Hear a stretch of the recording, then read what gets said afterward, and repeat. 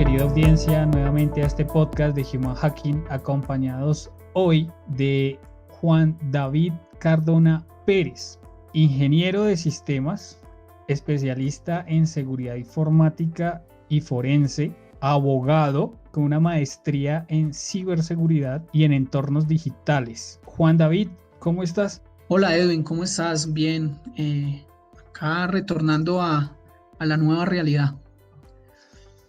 Bueno, qué bien. Hombre, qué bueno tenerte acá como invitado. Te agradezco por acompañarnos hoy en este podcast a hablar de un tema que a mi parecer es importante y es súper relevante para la comunidad en el área de ciberseguridad, las personas que se dedican a esta área. Hablemos entonces de el convenio de Budapest. ¿De qué trata el convenio de Budapest, Juan? Bien, Edwin, el convenio de Budapest es el convenio sobre la cibercriminalidad que nace precisamente en esta ciudad, en Budapest, el 23 de noviembre del 2001. Este convenio busca unir a todos los estados, inicialmente de la Unión Europea. Posteriormente se fue digamos, acrecentando el tema y se fue extendiendo, mejor es la palabra, se fue extendiendo a Latinoamérica y a otros estados del orbe, con el fin de combatir la ciberdelincuencia, es decir, con el fin de combatir los delitos informáticos que se están presentando y que se empezaron a presentar a partir del uso, del mal uso del Internet como red de acceso mundial a no solamente a la información como se planteó inicialmente, sino ya a la información, a los datos, que precisamente es uno de los bienes jurídicos tutelados que trae, que tutela, valga la redundancia, Colombia frente a los delitos informáticos. Entonces, más o menos de eso, en contexto, es de lo que trata el convenio, es la batalla que se está dando por parte de los estados, guiados por el Consejo de Europa y por la Unión Europea, liderados por ellos. Como te digo, en este momento hacen parte 65 estados del convenio de Budapest a nivel mundial, dentro de los cuales Colombia hace parte de ese estado. Entonces es el convenio sobre la cibercriminalidad que combate, valga la redundancia nuevamente, que combate a los ciberdelincuentes y a los delitos informáticos cometidos por medio del uso de los sistemas informáticos, pero también contra los sistemas informáticos, es decir, los sistemas informáticos como medio y como fin. Juan, ¿cuál es la ley que enmarca el convenio de Budapest acá en Colombia? Colombia es país firmante, es decir, desde el mismo 23 de noviembre del 2001, Colombia firma el convenio, pero lo ratifica hasta el 24 de julio del 2018, es decir, es relativamente muy nuevo, por eso también es muy desconocido o a la fecha es, hasta ahora se empiezan a dar como los primeros visos de aplicabilidad frente al convenio, porque Colombia lo ratifica el 24 de julio del 2018 mediante la ley 1928 de ese mismo año, del 2018. Mediante esa ratificación, Colombia, en mi concepto, y esto hay que decirlo, hace reservas o se reserva el uso del artículo 14, 20 y 21, que quizás acá más adelantico vamos a ver de qué tratan esos artículos, hace la reserva de esos tres artículos mediante la ratificación. Pero eso no quiere decir que al momento de ratificar inmediatamente empiece a ser vinculante el convenio en Colombia. El convenio viene a ser vinculante hasta el 16 de marzo de este año. Entonces, si nos damos cuenta, pues es mucho más nuevo todavía y quizás por eso el Estado colombiano, dentro, a pesar de que en el COMPES 3701 y en el COMPES 3854 hace referencia al convenio, no lo trata como vinculante y era algo que llamaba la atención, porque si Colombia lo había ratificado desde el 2018, ¿por qué no lo hacían vinculante ya? Y lo que hay que entender desde el ámbito jurídico es que no entra en vigor el convenio en Colombia con la ratificación, sino con la adhesión. Y la adhesión se da el 16 de marzo del 2020. Es decir, que 3 meses después de la adhesión, de depositado el instrumento ante la Unión Europea, se depositó el 16 de marzo del 2020, es decir, se cuentan 3 meses hacia adelante, marzo, abril, mayo, junio. El 16 de junio entraría en vigor, pero realmente no entra el 16 de junio, sino el primer día hábil, el primer día calendario del siguiente mes. Es decir, a partir del 1 de julio de este año, el convenio de Budapest hace parte de nuestra estructura jurídica dentro del bloque de constitucionalidad. Colombia adopta, ratifica y firma la adhesión, deposita su adhesión y a partir de ahí entra dentro del bloque de constitucionalidad como una herramienta a utilizar en la lucha contra el cibercrimen. Bueno, súper, excelente. Esas son buenas noticias, por lo menos para lo que tiene que ver con el hecho de poder combatir la cibercriminalidad, no solo a nivel nacional, sino a nivel internacional, alineados de alguna manera con muchas más organizaciones y con otros estados. ¿Cuáles serían entonces los beneficios para Colombia con este convenio? Bueno, Edwin, mira, como te decía, el convenio al volverse vinculante, pues yo pienso que los beneficios son múltiples, aunque vuelvo y repito, y acá ya creo que es la hora de hacer mención a ese artículo 14, 20 y 21, frente a lo siguiente. Resulta que Colombia hace parte del convenio, pero dice, listo, yo acepto todo lo que dice el convenio se divide en 3 partes, esto para responder a la pregunta y dejar un poco más claro el tema. El convenio se divide en tres ejes.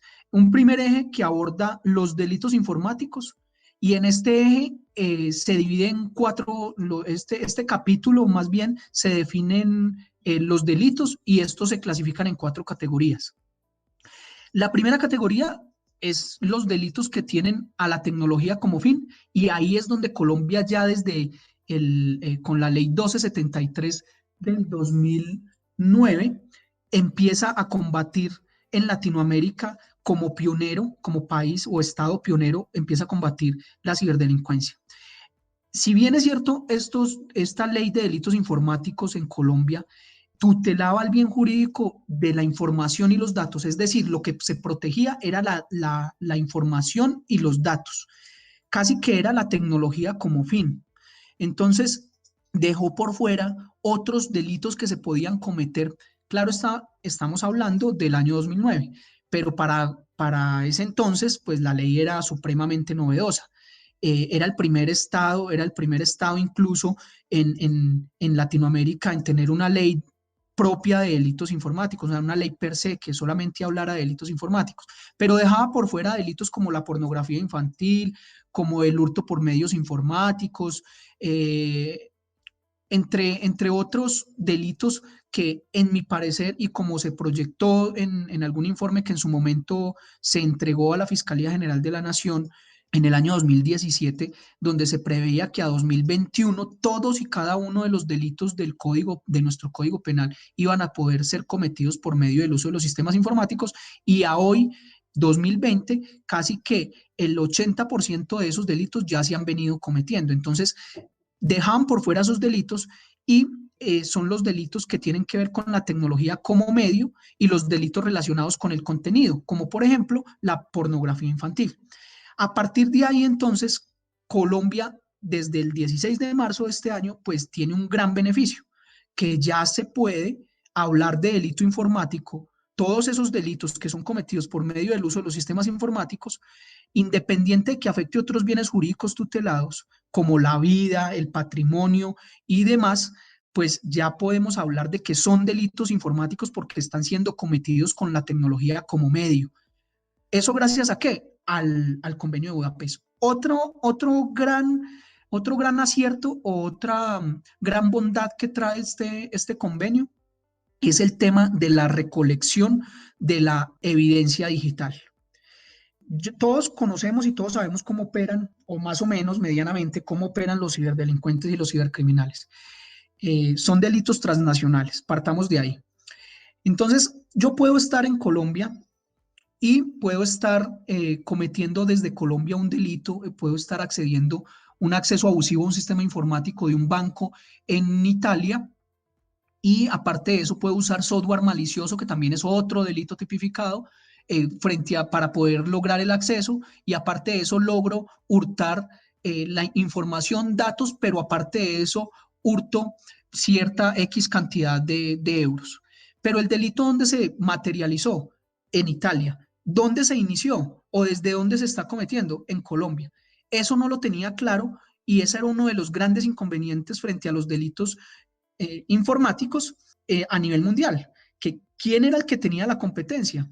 Entonces, esto lo viene a regular el artículo 22 del convenio, que ejerce y nos dice la jurisdicción se establecerá de acuerdo a, y trae los parámetros de cómo se debe ejercer la jurisdicción, quién tiene la competencia para investigar, y en fin, nos dice que esa es la gran bondad a nivel internacional, y es que vuelve la evidencia digital y los delitos informáticos, y como tal en sí la forma de probarlos, como la ubicuidad de la prueba. Es decir, que la prueba que yo recolecte en Colombia, a pesar de que no está alojada en Colombia, es válida para yo procesar un ciberdelincuente en Colombia. Pero aparte de eso nos trae otra bondad, que es la extradición. Es solicitar, así como por tráfico de estupefacientes se solicita la extradición, el convenio de Budapest también trae la posibilidad en su último eje, en los últimos artículos, de poder extraditar, firmar convenios de extradición entre estados. De acuerdo que, de tal forma que si el ciberdelincuente es italiano, pero desde Italia cometió un delito en Colombia, Colombia pueda solicitar la extradición, o a contrario censo, que Italia pueda solicitar la extradición de un colombiano que cometió un delito en Italia y que Colombia no haya iniciado la investigación. Casi que es el que primero se arrodilla, primero se confiesa, como dice el adagio popular. Si el primer estado que diga yo conocí este delito, pues el otro estado va a estar en la obligación de entregar las pruebas y de recolectarlas. Y viene el otro gran, la otra gran bondad, bueno, para no llamarlo de otra forma, y es que el artículo 17 en adelante trae la forma y le dice explícitamente a los estados, los obliga, les dice, ustedes, señores estados, parte del convenio, tienen que entregarnos, o tienen que preservar, tienen que buscar, garantizar y generar normatividad para garantizar a los ISPs, a las empresas privadas, a las empresas públicas, que conozcan sobre delitos informáticos y que reporten los incidentes informáticos. Tienen que preservar esa evidencia hasta un periodo de 6 meses después de cometido o después de generado el incidente, para poder garantizar que si un estado reclama esa información, esa evidencia digital esté preservada de forma idónea y pueda servir erga omnes, es decir, en todo el mundo. Entonces, son algunos, por mencionar algunos de las buenas noticias que nos trae, o de las bondades que trae este convenio para Colombia. El segundo eje contempla las normas procesales, y ahí es donde hablaba la parte del convenio desde el artículo 17 en adelante. Y el último eje, como ya lo dije, habla o versa sobre la extradición. Hacía referencia inicialmente, y ya lo he repetido varias veces, al artículo 14, 20 y 21. Rápidamente comento de qué trata. El artículo 14, 20 y 21 manifiesta en el convenio de Budapest sobre el tratamiento de los datos y la información, y obliga a los estados, o le dice a los estados, mire, señores estados, ustedes tienen que garantizar que los datos se monitoreen y se estén preservando, se estén conservando las 24 horas. Colombia no utilizó, digamos así, digámoslo de esa manera, no hizo una buena interpretación o no quiso revisar este convenio en contexto, es decir, con abogados e ingenieros, sino que solamente lo vio desde la parte jurídica y entendió que cuando hacía referencia a los datos era que tenía que grabar WhatsApps, chats de Instagram, chats de Facebook, en fin, que tenía que grabar la información. Y lo que estaba haciendo referencia al convenio era a los datos, es decir, hora, fecha, número de celular entrante, número saliente, lo que todos dentro del ámbito de la ingeniería sabemos que a qué hace referencia a los datos, casi que unos logs de auditoría. Entonces, Colombia o quienes hacen las leyes en el Congreso de la República entendieron y luego para ratificarlo y poder adherirse, la Corte Constitucional en su control de constitucionalidad hizo referencia y ponderó los derechos y dijo, ojo, porque es que acá estamos vulnerando el derecho a la intimidad de todo el pueblo colombiano, pensando en que lo que se tenía que grabar y lo que se tenía que almacenar era la información. Ahí creo que Colombia cometió un gran error, porque al hacer reservas sobre estos tres artículos, le quita la posibilidad o le quita primero la posibilidad a que se pueda garantizar de forma real, en tiempo real, esa evidencia. Todos sabemos que la evidencia digital es volátil. Y máxime si se trata de, lo asociamos a redes sociales, pues en este momento está, el momentico ya no está. Entonces ya después nos vamos a tener que ir a hacer una búsqueda selectiva en base de datos y ante el operador, ante Facebook, y Facebook después nos va a decir es que esa información está alojada en un servidor que está en Islandia, Islandia no está adherido al convenio, entonces no la puedo entregar y vienen los miles de problemas y ahí es donde siento que Colombia falló frente a la adopción de esos tres artículos. De lo contrario, hubiese sido casi perfecto porque hace falta el segundo convenio, el segundo protocolo adicional, ya salió el primer convenio, el primer protocolo adicional al convenio, que fue frente al racismo y a los delitos de odio en la red, y viene el tercer protocolo, el segundo protocolo adicional que está en trabajo mediante comisiones que se han venido desarrollando a lo largo de estos últimos 2 años para establecer exactamente cómo se va a recolectar o la forma de recolectar la evidencia por parte de los estados. Juan, una pregunta, y aquí sí quiero que me ayudes y abordes con claridad este tema para nuestra audiencia.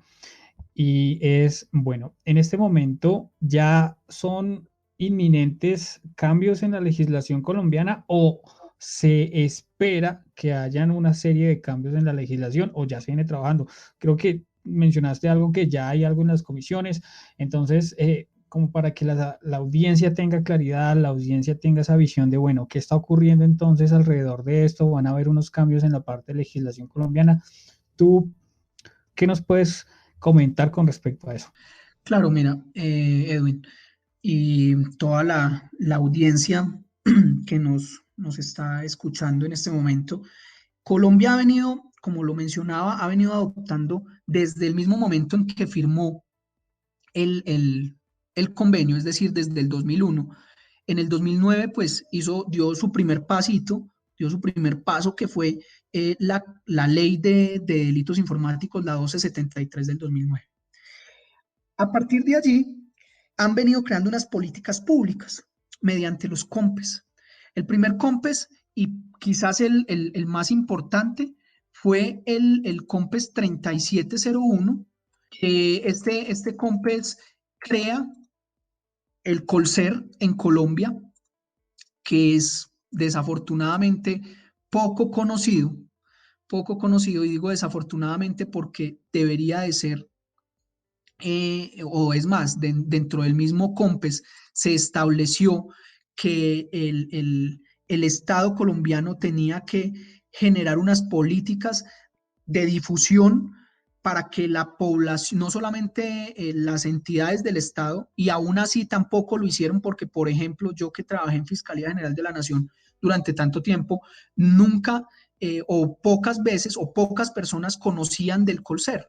¿Qué es el Colser? Pues es la entidad que conoce de los incidentes cibernéticos y que coordina el CECIR de la policía y el Comando Conjunto de Ciberdefensa del Estado en cabeza de la Fuerza Aérea, y ese es ese gran estamento que garantiza la ciberseguridad o encargado de revisar cómo estamos en ciberseguridad en Colombia.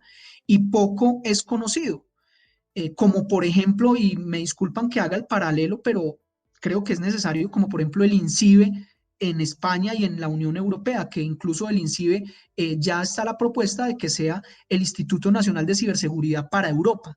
Entonces, en ese sentido, creo que nace esa política, la 3701 y luego posteriormente la 3854, que no son vinculantes, pero que sí dan unas directrices frente a cómo se debe de manejar el tema de ciberseguridad en el Estado colombiano. Y hago referencia a la ciberseguridad, yo sé que estamos hablando de ciberdelincuencia, cibercriminalidad, pero es necesario hacer el énfasis en ciberseguridad, que es lo que nos viene a hablar estos convenios, porque estos COMPES, porque finalmente desde la ciberseguridad es de donde parte el que podamos estar blindados frente a la ciberdelincuencia.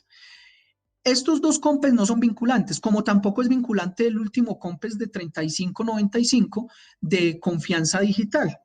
Entonces, Colombia en cuanto a normativa, digamos que no ha avanzado en políticas públicas, no ha avanzado así en las reformas que se esperan, y acá era la pregunta que me hacías frente a si tenemos o está por venir. Yo creo que está por venir, y está por venir porque, y debe de venir, si no es al finalizar este año, a más tardar tiene que estar implementándose el año siguiente, porque al momento de que Colombia hace parte o se adhirió al convenio de Budapest, inmediatamente tiene que adoptar lo que exige el convenio. Y el convenio exige, entre otras, por ejemplo, la responsabilidad que los estados partes tengan una ley que permita generar la responsabilidad penal de las personas jurídicas, es decir, de las empresas. En este momento, las empresas no responden por los delitos informáticos que se puedan cometer y que puedan afectar a terceros. Lo mismo pasa con la protección de la información y los datos. Hay una ley que en Colombia, que es la ley 1581 del 2012, que es la ley de protección de datos, pero esa ley, digamos que al igual que la ley de delitos informáticos, también se ha quedado corta porque la tecnología y los sistemas, las TICs en general avanzan a pasos agigantados, y el derecho, que siempre ha sido un derecho reactivo, no proactivo, es decir, que siempre está es para, sucede algo, entonces miremos cómo lo vamos a legislar. Pues eso ya tiene que empezar a cambiar porque el convenio así lo exige. Entonces, a partir de ese momento, Colombia tiene que empezar a pensar en cómo reformar su legislación, en especial la legislación penal, el Código Penal, y darle responsabilidad penal, por lo menos en los delitos informáticos, a las empresas. Y acá viene un tema supremamente importante, que es las empresas privadas y sobre todo el sector de infraestructura, que maneja infraestructuras críticas, tendrán la responsabilidad de tener unos planes de cumplimiento, es decir, un compliance muy elaborado, porque finalmente, si no es así, van a ser ellos los responsables de la fuga de información, de la afectación de la información y de los datos de terceros, de proveedores, de clientes. También van a responder por delitos como hurto por medios informáticos, van a tener que responder por accesos abusivos, por uso de software malicioso, en fin, por todos y cada uno de los delitos informáticos van a tener que responder las empresas privadas. Es decir, que el convenio exige a las empresas, al Estado, que haga una ley para las empresas privadas, tal como lo tiene Europa, con su normativa NIS, que es la normativa de ciberseguridad para las empresas o las entidades de infraestructuras críticas, como lo tiene Europa también, porque finalmente recordemos que el convenio llega de Europa frente al Reglamento General de Protección de Datos y frente al Código de la Ciberseguridad, entre otros, entre otras legislación que siempre se pensó primero en la seguridad del entorno digital para luego legislar sobre la adopción de entornos digitales. Acá en Colombia hicimos lo contrario. Acá se adoptó primero la cédula de ciudadanía digital, la historia clínica electrónica. Ahorita está el expediente judicial digital. Hemos migrado con el tema de la pandemia a una virtualidad de las audiencias, pero no hay una, todo eso está legislado mediante decretos, pero nadie pensó y nadie ha pensado en la ciberseguridad que esos entornos digitales tienen que tener para poder garantizarnos a nosotros los derechos fundamentales digitales, entre otros, la ciberseguridad en el ciberespacio, como ciudadanos digitales. Bueno, acá hay un tema y me imagino que la audiencia también se estará preguntando, este convenio lo mencionaste que va a afectar en gran medida a todo el sector privado, ¿no? Las empresas. ¿Cómo visualizas tú esa afectación en lo que queda de este año con respecto a la implementación de ese convenio en la parte privada? La implementación se tiene que dar paulatinamente y hay un periodo, digamos, un periodo de gracia que se da para los estados parte, para que legislen y acorde al convenio. Este año, digamos que las empresas privadas aún siguen con la normatividad interna porque la normatividad interna igual prevalece sobre este convenio, o sea, la que ya está, y el convenio viene a ser parte dentro del bloque de constitucionalidad frente a si en algún momento en Colombia no se ha legislado frente al tema. Se me pasó, y frente a tu pregunta aprovecho, se me pasó a hacer referencia a la ley 527 del año 1999. En esa ley se hace referencia a, es la ley de comercio electrónico y se hace referencia a la evidencia digital, pero entendieron la evidencia digital como el documento electrónico. Entonces, esa ley sí trae unos requisitos y obliga al sector privado a la preservación de la información y los datos, pero como es una ley mal entendida, a la fecha, en ese entonces era perfecta, pero a la fecha es una ley que la están asimilando por analogía o por equivalencias funcionales. Para los que de pronto, para no ser muy jurídico, lo que quiero decir es que la ley hace referencia a que el documento electrónico es una evidencia digital y pues no es así. Entonces, esa ley sí, digamos que exige, igual que la ley 1581, a las empresas a tratar de una forma consciente y efectiva, eficaz y eficiente a las empresas frente a los datos y la información, más no así a los incidentes en ciberseguridad que se puedan presentar y que puedan derivar en delitos informáticos. Entonces, este año ya nos vamos con la normativa que tenemos. El convenio de Budapest se va a poder aplicar, claro está, se puede aplicar frente a la Fiscalía puede hacer uso del convenio de Budapest, de hecho ya lo ha venido haciendo. En la última, y acá hago referencia a una última audiencia que tuve la semana pasada, como abogado defensor frente a un delito de acceso abusivo a sistema informático y daño informático. El fiscal, de muy buena forma, hizo relación o trajo como referencia el convenio de Budapest y lo aplicó. ¿Frente a qué? A que no era un delito frente al bien jurídico tutelado per se de los datos y la información, sino que era por medio que las redes informáticas estaban siendo utilizadas como medio, cosa que no traía la legislación anterior. Entonces, ¿se puede hacer uso del convenio de Budapest? Se puede hacer uso. Que se pueda obligar a la empresa privada, esto frente a los delitos informáticos, que la empresa privada en este momento tenga la obligación de cumplir el convenio, no. Pero yo creo que ya las empresas, sobre todo el sector privado en el ámbito de infraestructuras críticas, ya se están preocupando por el tema de la recolección de la evidencia digital y la preservación de la misma.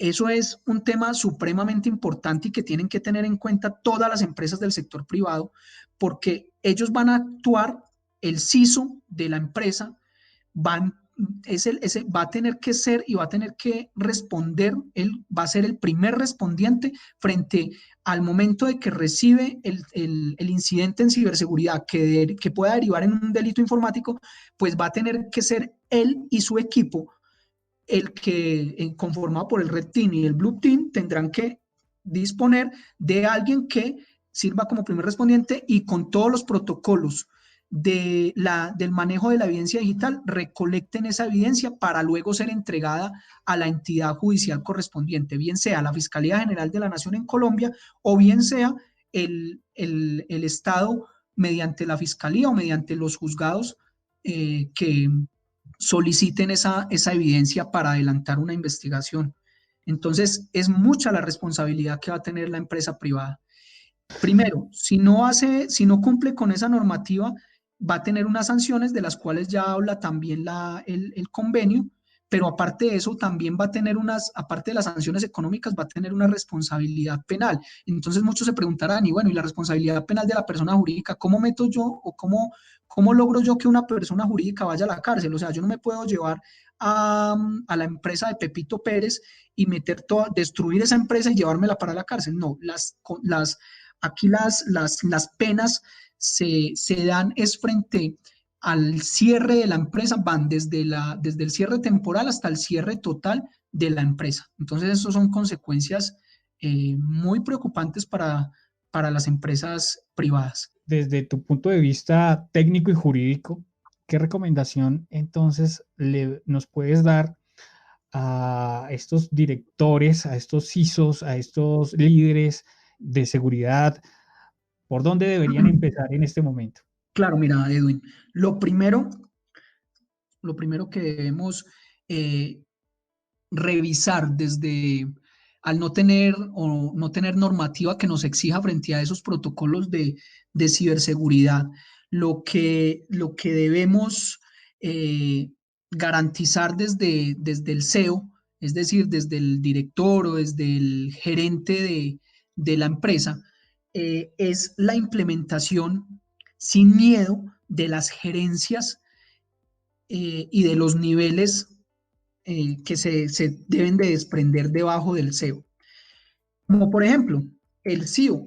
Todas las empresas en este momento están descargando toda la responsabilidad, y creo que en algún momento lo hablamos, no sé si acá de lo que he hablado o lo hablé contigo, Edwin, pero todos están descargando la responsabilidad en Sí. en el IT Manager, es decir, o en TICS, en la dependencia de TICS. Pero resulta que la dependencia de TIC no está para asumir toda la responsabilidad de las tecnologías de la información como de la ciberseguridad. Entonces, esto es una mala práctica que se ha empezado a ver por ahorrarse un dinero que finalmente, si llegan a sufrir algún incidente o llegan a sufrir algún ataque o pérdidas, pues la responsabilidad va a ser mayor y las pérdidas van a ser mayores a lo que hubieran invertido eh, creando una gerencia para el CISO, o no lo creen como gerencia, pero sí creen las dependencias. Uno es el CIO, el Chief Information Officer, que es el director de las tecnologías de la información y que es el encargado de que la estrategia de la organización esté alineada con las tecnologías de la información. Además, pues este personaje tiene que centrarse también en la mejora de la eficiencia de los procesos, en el análisis de las nuevas tecnologías, en resolver estas son las famosas mesas de ayuda también que resuelven que, ay, mire, que me cree el correo, créeme el usuario, que es que se me desconectó la impresora, que es que todo esto que antes lo hacían en la dependencia de TICS, lo debe de implementar ahora el CIO. Luego más abajo entonces viene, o más abajo no, al mismo nivel, pero digamos que todos tienen que hablar y estar armonizados. Esto es un matrimonio donde si se discute, pues por algún lado los van a atacar y finalmente la última, la perjudicada va a ser la empresa o la entidad. Entonces el CISO y el CIO tienen que hablarse constantemente. ¿Por qué? Porque el CISO, entonces estamos hablando del Chief Information Security Officer, que es que es lo mismo que decir que es el director de la seguridad de la información, pues es uno de los cargos, como ya lo mencioné, más recientes que han añadido las empresas, y su función principal pues es la de monitorizar y analizar los riesgos a los que se enfrenta una empresa frente al tema ciber, para garantizar la protección de la información de esta empresa, y no solamente de la información, sino de sus activos. Eh, ¿Cuál es el activo más importante en este momento de las entidades? La información. Ya no es el dinero, ya no es las personas per se, sino la información y los datos. Entonces, desde el CISO, es desde donde constantemente se tienen que estar realizando, mediante los dos equipos, bueno, tres equipos con el Purple Team, el Red Team, el Blue Team, que pues de pronto no voy a profundizar acá en ellos, pero pues que finalmente son los encargados, unos, de generar ataques éticos, o lo que conocemos como pruebas de pentesting o de ethical hacking, a la entidad para saber en dónde tiene las vulnerabilidades y generar estrategias y presentárselas al CEO mediante, y acá viene la otra figura que se debe de articular, que es el CSO o el Chief Security Officer, que es el responsable de la seguridad corporativa. Este es, digamos que el asesor, y es claro, ante las múltiples ocupaciones del director, del CEO, pues el CEO crea este puesto para que esa persona sea la que articule y la que esté pendiente de las necesidades del CIO, del CISO y del CDO, que ya lo vamos a ver, que ese es más nuevo todavía y que va a ser uno de los puestos con más proyección a futuro, aparte del CISO, que es el CDO, pero esta persona, el CSO, es el que articula a estas dos personas y les dice, mire, desafortunadamente la infraestructura o el poder adquisitivo de la empresa se ve reducido a 10 pesos. Entonces, señor CISO, dígame con esos 10 pesos cómo podemos eh, generar una estrategia para blindar esos huecos de ciberseguridad que usted ha encontrado. Y además el CISO también tiene que trabajar de la mano con el CIO, porque el CIO, como es el encargado de implementar los programas, el encargado de manejar las políticas y de crear los correos electrónicos, pues entonces el CISO, desde el CISO y su equipo, tienen que generar las pruebas a esos a esos aplicativos, a esas aplicaciones y a ese software que va a implementar la empresa, para saber si es un software seguro, si lo están, si es necesario o que tienen que modificarle, y hacérselo saber al CSO para que el CSO le comunique al CEO y le diga, mire, definitivamente tiene que disponer de más dinero, porque con eso no vamos a lograr los requerimientos que nos están dando el CSO y el CISO. Hacía referencia, por último, entonces, al CDO. En medio del CISO y del CIO aparece alguien que es supremamente importante y lo había dejado por fuera, que es el CTO o el Chief Technology Officer, que es el responsable de las tecnologías de la información en la empresa. Es un cargo similar al del CIO, pero este tiene un enfoque más técnico. Es como el tecnólogo, el encargado del mantenimiento y de ejecutar las políticas que entreguen estos dos. Y por último, entonces, el CDO o el Chief Data, si me acuerdo, Chief Data Officer, ese es el cargo más nuevo de todos. E incluso hay una encuesta en Gartner, de Gartner, que es por allá del año, creo, si mal no estoy, 2013, 2014, que mencionaba que solamente 400 de las principales organizaciones a nivel mundial contaban con esta figura.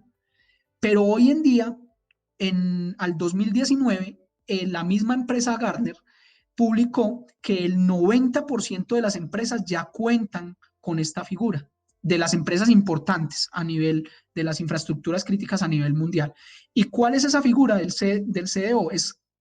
No, muchos lo confunden con el delegado de protección de datos. No, Esta es la persona que se encarga sí de la protección y privacidad de los datos y la información, pero mediante la estrategia relacionada con esos datos y esa información. Porque dentro de la ley 1581 para Colombia aparece el responsable y el encargado de los datos, pero desafortunadamente esa ley 1581, y por eso digo que en este momento la empresa privada no tiene tanta responsabilidad como la va a empezar a tener, esa ley no nos decía o no nos trae, no nos dice qué funciones cumple el responsable y qué funciones cumple el delegado y qué funciones cumple el encargado de los datos.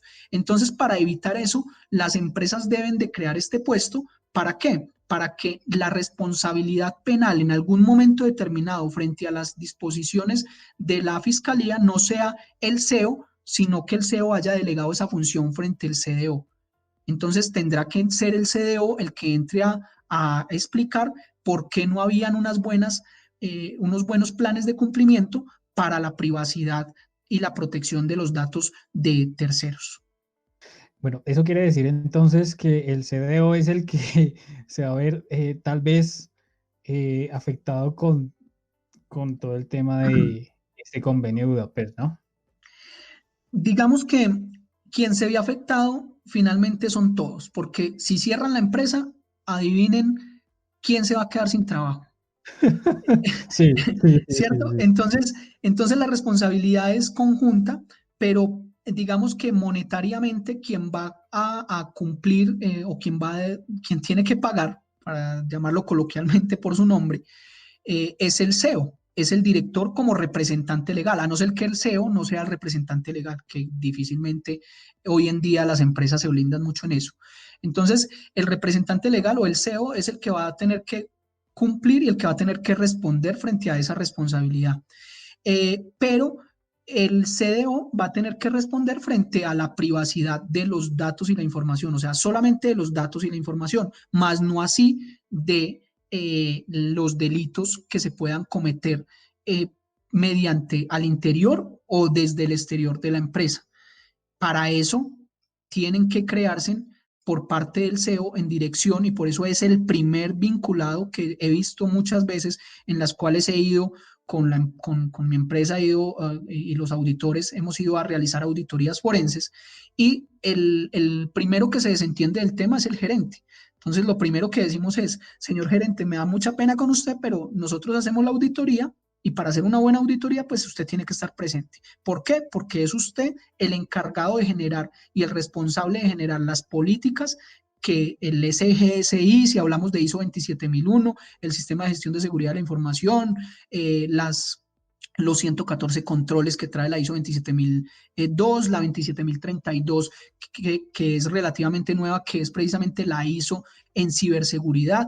Entonces, todos esos planes de cumplimiento, todas esas políticas, ¿desde dónde van o en cabeza de quién recae? Del CEO. ¿Quién las hace cumplir? El CEO y el CISO. Pero quien realmente va a responder es el CEO frente a esos temas. Bueno, muchas gracias por acompañarnos el día de hoy, Juan. No, Edwin, para mí siempre será un placer en esta gran tarea de ciberculturización, de ciberconcienciación que trae tantas aristas y de la cual adolecemos no solamente los colombianos, sino América Latina, en donde nos están sumergiendo, si me permiten la expresión, en un entorno digital, en una ciudadanía, nos están volviendo ciudadanos digitales con temas de hiperconectividad y demás, todas estas nuevas acepciones que aparecen como la Big Data, el Machine Learning, la inteligencia artificial, el Internet de las cosas, todos estos temas que aparecen nuevos y de los cuales la gente desconoce y por el desconocimiento, recordemos que en la cadena digital el más vulnerable, el eslabón más débil es la persona. Y si no ciberculturizamos, pues difícilmente vamos a lograr prevenir todos estos temas ciberdelincuenciales de los que hemos hablado hoy y de los que tú, mediante Human Hacking y estos podcasts, vienes ciberculturizando muy asertivamente y que debemos de propender porque hayan más espacios como estos. A ti muchísimas gracias, Edwin, por la invitación. Pues nada, Juan, muchas gracias y Bueno, les habló su servidor Edwin Peñuela. Esperamos que este tema haya sido de su agrado. Si es así, por favor, regálanos un like, suscríbete y comparte nuestro canal. Hasta una próxima ocasión. Juan, que estés bien. Gracias, Edwin, que estés bien. Chao, chao.